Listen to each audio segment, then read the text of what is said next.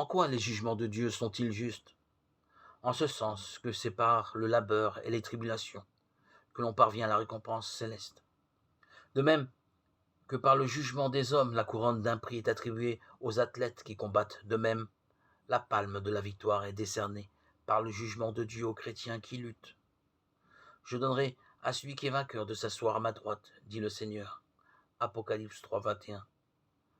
Comme l'argent est affiné par le feu, c'est par le feu que notre vie est éprouvée, afin que la force de notre vertu se manifeste dans les combats.